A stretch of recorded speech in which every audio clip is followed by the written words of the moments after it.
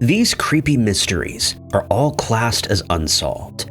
Some of them occurred relatively recently, and law enforcement is still collecting clues to try to get to the bottom. Others are ancient, and clues needed to solve the cases may be lost to time. Number 10. In 1990, a group of men conducted one of the largest armored car heists in US history. After stealing almost $11 million, the gang disappeared without a trace. Only one of the people involved has ever been identified. Early on the morning of June 26, 1990, the Armored Motor Services of America sent out a truck for a delivery to the Federal Reserve Bank in Buffalo. On board were two individuals, a guard who'd been given the pseudonym Mary and driver Albert M. Ranieri. They also had $10.8 million in a variety of bills.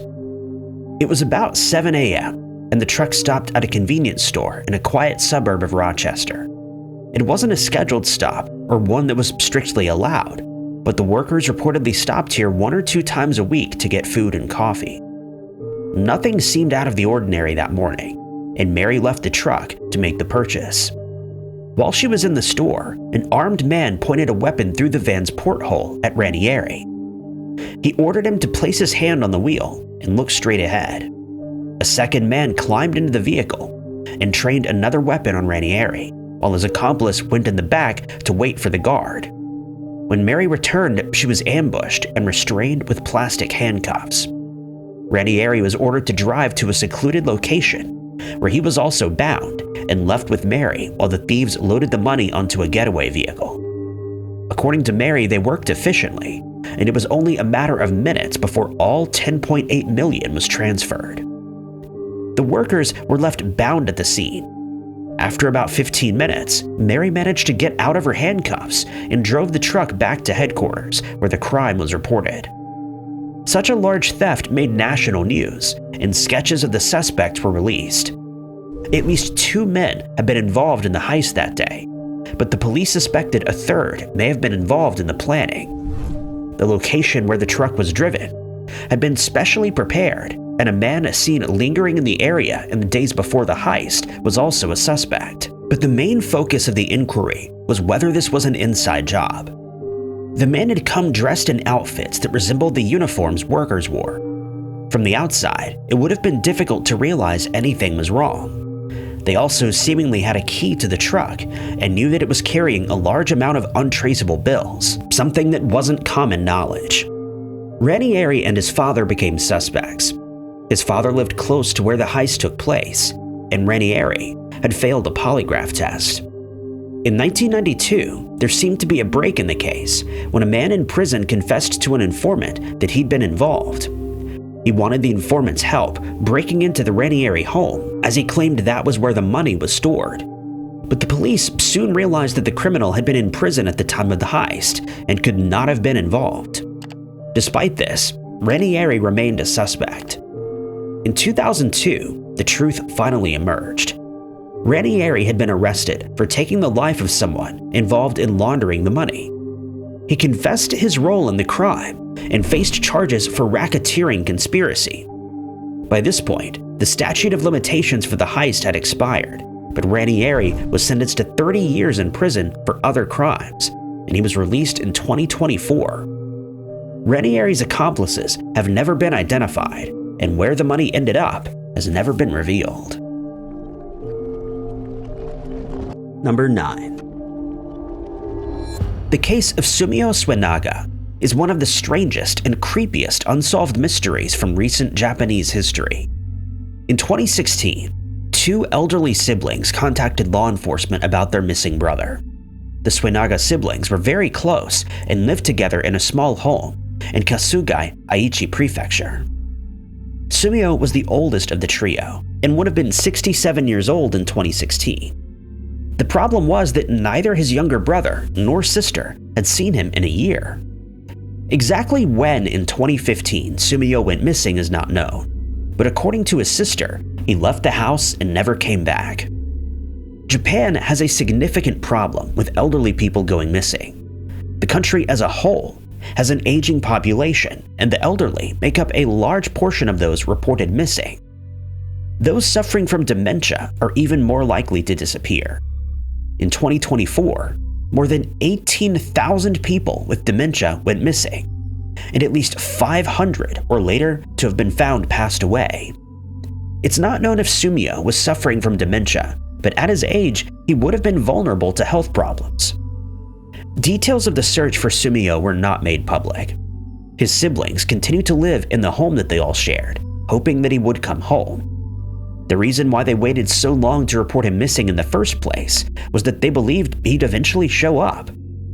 For the next 4 years, Sumio's room was kept exactly as he had left it. The Suenaga's home was described as being smaller than most, so the decision not to touch Sumio's space would have left a large portion of the house off limits. Eventually, in 2020, Sumio's sister decided enough time had passed. She decided to go into the room and clean it up so that they could use it again. As she began cleaning, she made a horrifying discovery. Partially mummified human remains were found in the bedroom. She immediately contacted the police, who came to collect them. DNA testing couldn't be initially conducted, and it wasn't immediately possible to tell the gender of the skeleton. It wasn't wearing any clothes, but it seemed most likely that this was Sumio. The entire time he'd been missing, he'd only been feet away from his brother and sister. How this could have happened was a mystery.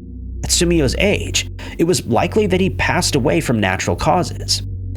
Kasugai is known for being hot and humid in the summer, and he may have simply been sleeping without clothes when he passed away. Some have suggested that the Suenagas had a hoarding problem, which might have made it difficult for them to search the house, and this is what kept Sumio's remains hidden. But with only a limited amount of information shared with the public, it's likely the truth will never be known.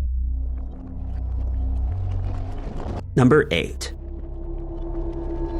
The Chachapoya culture is somewhat mysterious, and it predated the Inca Empire in Peru, now known as Peru's Cloud Warriors. Almost everything we know about the Chachapoya comes from archaeology, with more secrets being revealed every year. By the time European explorers arrived in South America, the Inca Empire had conquered many of its neighboring civilizations.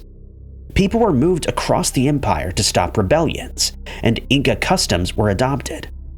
The Chachapoya were a group that had only recently been conquered. They came from an area on the forested slope of the Andes in what is today northern Peru.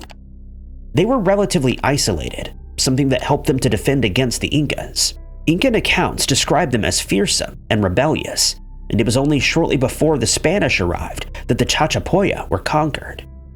What exactly they called themselves is one of the many mysteries surrounding these people. Chachapoya is believed to be an Incan name, derived from a word that means cloud forest.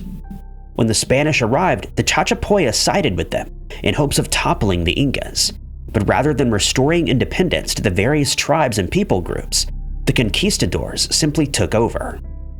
Very limited accounts of the Chachapoya were kept. One conquistador described the Chachapoya as the most beautiful people in the area, but nothing about their culture was preserved. The Chachapoya also didn't seem to have their own writing system, meaning many things about the civilization's history were forgotten over time. In more recent times, archaeologists and scholars have been trying to learn more about this group of warriors. One Spanish account described them as the whitest group in the empire, leading some modern scholars to suggest that they may have been descendants of a group of Vikings who became lost. Unsurprisingly, DNA testing and analysis of recent remains proved this wasn't the case. The most famous Chachapoya site is the hilltop ruins of Cuelap. The fortress contained more than 400 interior buildings and has been described as the Machu Picchu of the north. Archaeologists are still uncovering secrets from the fortress, but its remote location makes travel and work difficult. Even when the local government set up a cable car to visit the ruins, only limited exploration of Cuelap was conducted. Modern technology has helped in some regards. Archaeologists have known about Grand Powhatan for decades. The site is even more remote than Cuelap, and only a handful of buildings were visible. It was long believed that it was some kind of ceremonial outpost. Traveling here would have been a significant journey, and it was thought that living here permanently was almost impossible. But the use of LiDAR has allowed investigators to peer beneath the forest coverage to the structures hidden by trees and vegetation. In June of 2025, they revealed that some 100 previously uncharted structures had been discovered. This wasn't an outpost, but a permanent settlement. Number 7.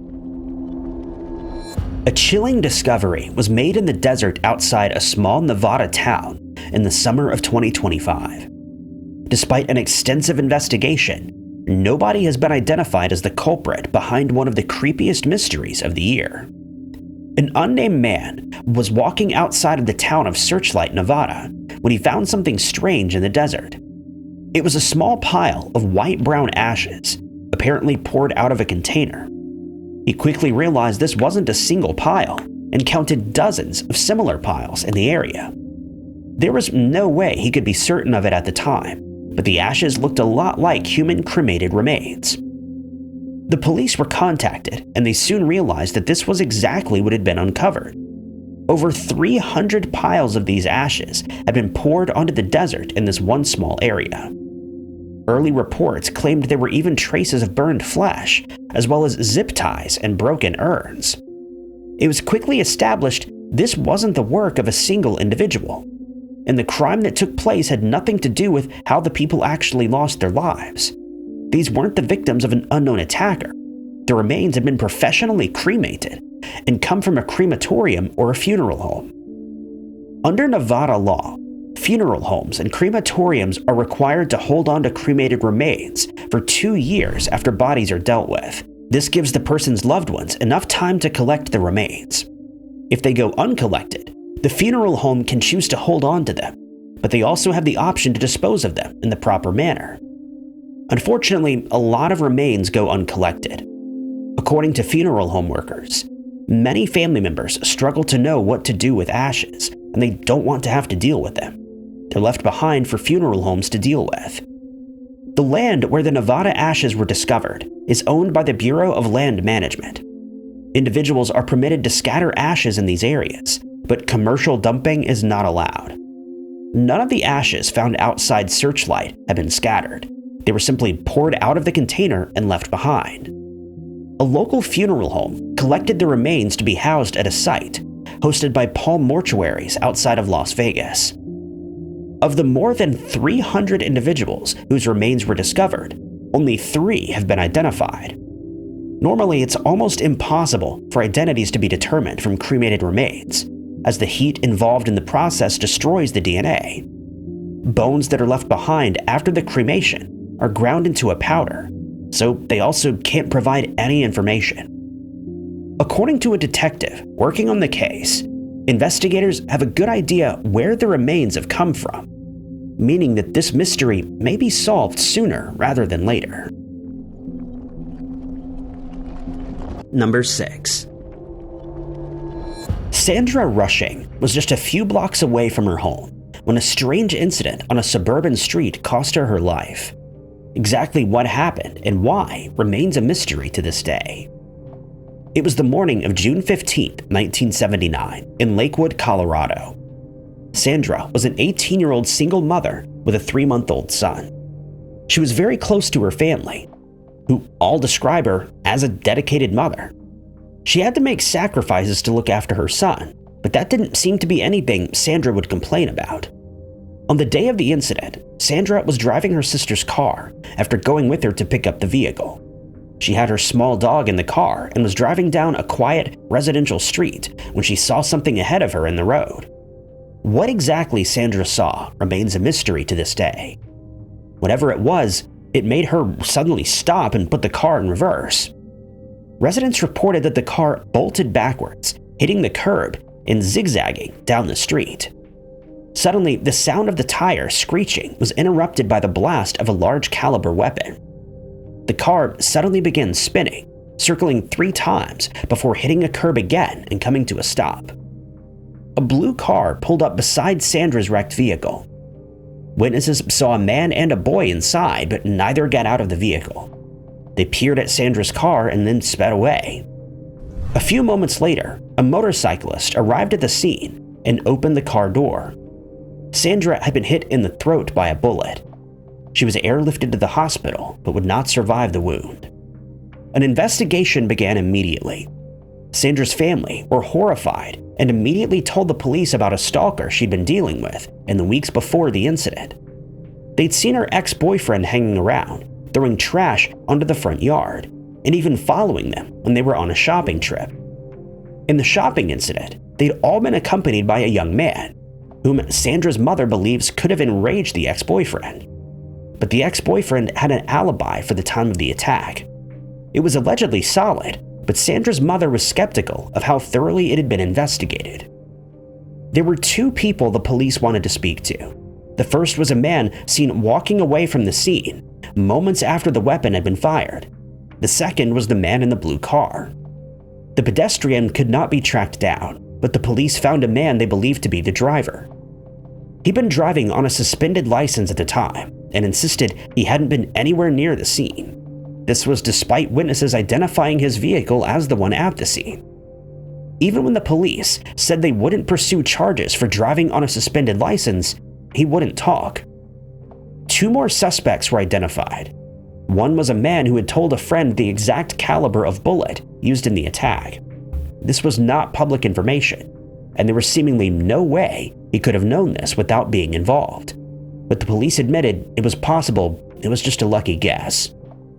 Another suspect was an escaped prisoner from Washington, whose parents lived close to the scene of the crime. Sandra's case remains open. Anyone with information should contact the Lakewood Police Department at 303-980-7300. Number 5. The Zapotec script, one of Mesoamerica's oldest writing systems, predates the Aztec system and remains largely a mystery. Flourishing in the Valley of Oaxaca from 700 BC to 1500 CE, the Zapotec civilization created structures at sites like Monte Alban featuring the script.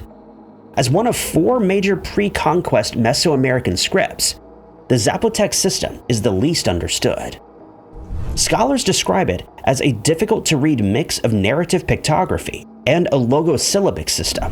This development made writing the domain of the elite, as complex ideas moved beyond simple noun-representing symbols. While the Zapotec calendar, numbers, and some names have been deciphered, often relating to family lineages, much of the writing remains a puzzle.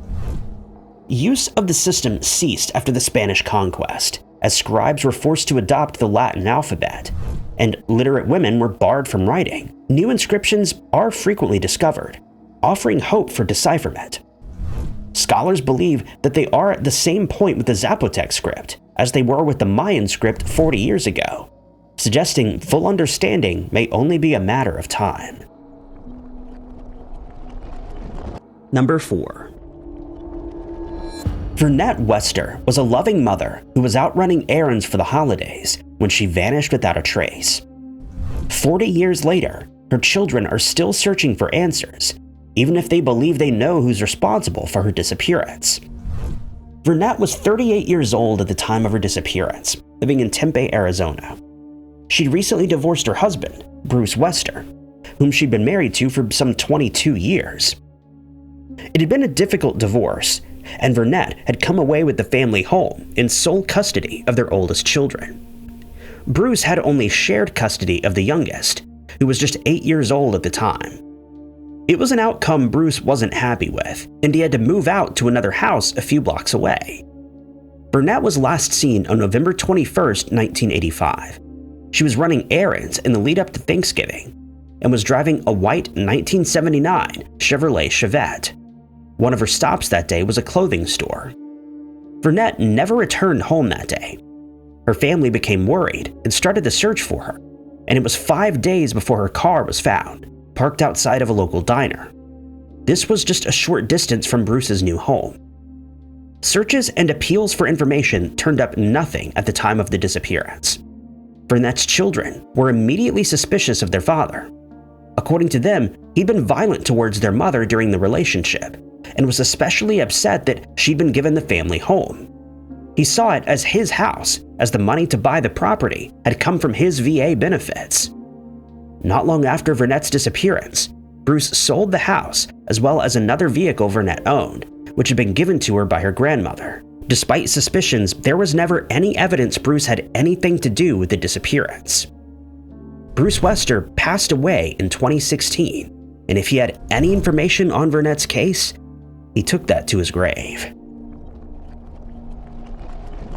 Number 3. The Folkton drums are some of the most mysterious artifacts housed in the British Museum. They were buried in a grave thousands of years ago and rediscovered in the 1800s.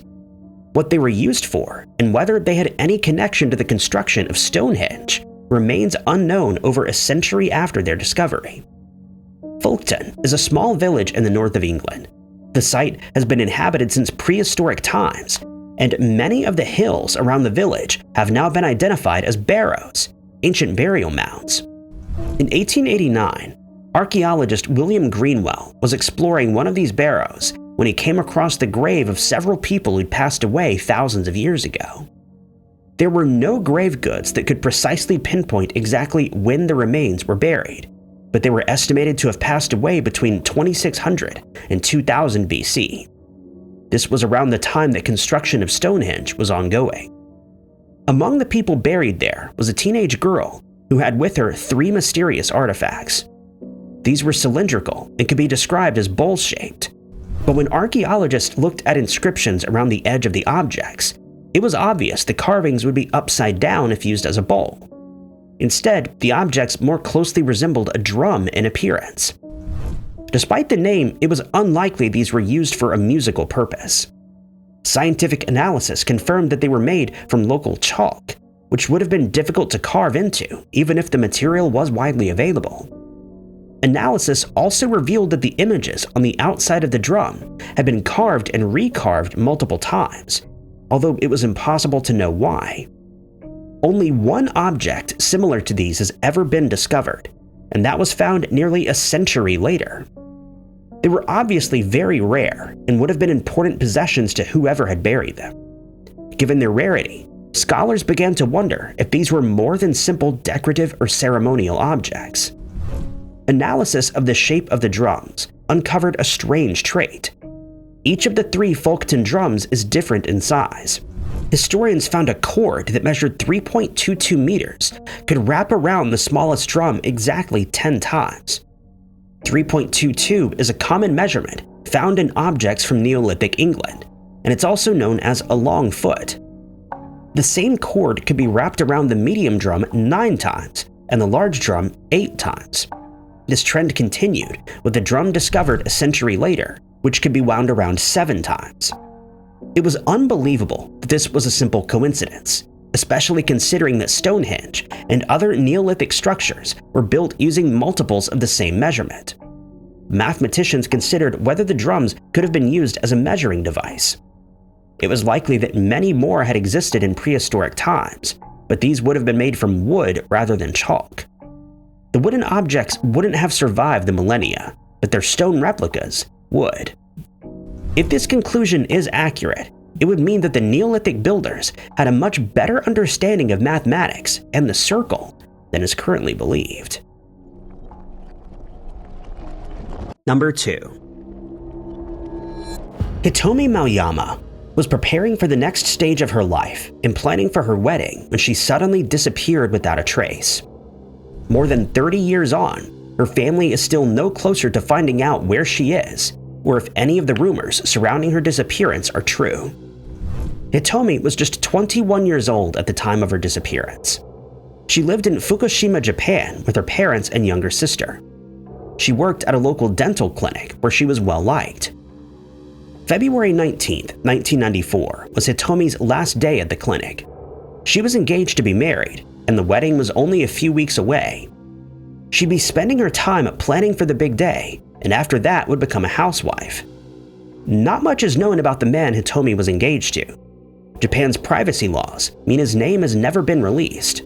It's known that his family owned a restaurant at which Hitomi's sister worked. Hitomi's final day at work was only a half day. During the morning, she was given gifts and a bouquet of flowers by her coworkers, who wished her well on her next stage of life. At around midday, the clinic received a phone call. Another assistant answered and heard a woman who asked if Hitomi was there. The woman never gave her name, but the phone was handed to Hitomi. Her coworkers noticed Hitomi seemed tense and looked at the clock during the call. Not long after, she left in her car and would never be seen again. Hitomi's family grew worried when she didn't come home that night and contacted the authorities. The next morning, her car was found in a supermarket parking lot just 500 meters from the dental clinic. All the gifts she'd received at work were in her car, as well as her treasured engagement ring. There was no sign of a struggle in the vehicle, but the car was badly vandalized. Hitomi's family realized that someone had been scratching insults into her car for a while before she vanished. Hitomi took care to mend the vehicle, and it was clear of any scratches before she went to work that day. That meant that the vandal had either found Hitomi's car in the time that she was missing, or somehow was involved in her disappearance. This wasn't the only form of harassment Hitomi had been dealing with. For several weeks, the Masuyama household had been receiving strange calls in the middle of the night. When answered, there was never anybody on the other end, only silence. The calls stopped on the day that Hitomi vanished. Looking at Hitomi's diary, the police learned that her fiancé had been having an affair with his ex-girlfriend. Both the fiancé and the ex-girlfriend were questioned, and the girlfriend admitted to being the person who called the clinic the day this strange mystery began. Her fiancé told them she disappeared willingly and didn't seem that bothered about finding her, but both denied any involvement in the actual disappearance. There were few clues for the police, and Hitomi's case quickly went cold. Then, in January of 1995, the family received another strange phone call. Hitomi's sister answered and heard a middle-aged woman with a local accent. The woman repeated, "Your older sister," a few times before saying, "I'm your older sister." When Hitomi's sister asked again, "Who are you?" there was a pause. The woman very clearly said, "It's Hitomi," and then the call dropped. The call was traced to a local payphone, but Hitomi's sister believed she recognized the voice as someone she knew from work. It was someone from Hitomi's fiancé's family restaurant. For some unknown reason, the police never followed up on this call. There's been little movement in the case ever since. As more time passes, it seems less and less likely that the truth of this mysterious case will ever be revealed. Number 1. Over 100 years ago, one of the most disturbing unsolved cold cases took place in the remote, snow-covered wilderness of the Deschutes National Forest in Oregon. 3 fur trappers lost their lives in a violent attack committed by at least 2 individuals. While the police believed they knew who one of these people were, nobody was ever charged for the crime, and it officially remains an unsolved mystery. Edward Nichols, Roy Wilson, and Dewey Morris were spending the winter of 1923 to 24 fur trapping in the forest. The 3 men were good friends and had all grown up in the nearby town of Bend. Their winter would be spent taking care of prized foxes that were kept in pens at a log cabin, as well as trapping wild animals. The first few months in the wilderness went without problems. They weren't completely cut off from the outside world, but getting back to town required a long walk in snowshoes and didn't normally take place more than once a month. At Christmas, they met up with family members and said that they would likely be back by Easter. On January 15th, a friend stopped by the cabin on his way to a resort that he was building. All 3 men and their cat were inside, all in good health. He was the last person to be seen alive. By April, the man's relatives were beginning to grow worried. Nobody had come into town for supplies the previous month, and no communication had come from the cabin since January. Friends eventually decided it was time to go to the cabin to search for the men. What they found was a disturbing scene. When they opened the cabin door, an emaciated cat bolted outside. The men found the table set for a meal and burned food on the stove. All the winter coats, trapping equipment, and weapons had been left inside. The cabin didn't look like there'd been much of a struggle, and it had clearly been ransacked at some point. None of the 3 men were anywhere to be found. The foxes, who were supposed to be in the pen outside, were also missing. Searchers later found their remains nearby. 2 of the foxes had been prepared by someone with practice in the fur trade, but the other 2 looked more hastily managed.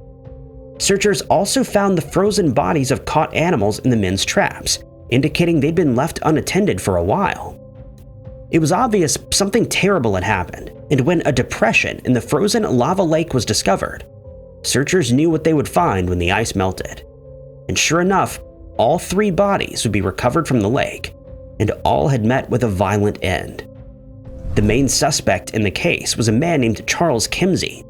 He'd escaped from prison in Idaho and had lived in the Bend area while hiding. At one point, he'd argued with Edward over a stolen wallet, and he swore to have vengeance. Kimsey was imprisoned for taking the life of another man in a separate incident, but claimed to have no involvement in the Lava Lake crimes. While many suspect Kimsey was one of the culprits, the trappers were attacked by at least 2 individuals, and his accomplice has never been identified. Thank you guys so much for watching. If you liked this video, be sure to hit that like button. Also, don't forget to subscribe and click that notification bell to keep up to date with all of our future uploads. But my name is Ty Knotts, and I'll catch you guys in the next video.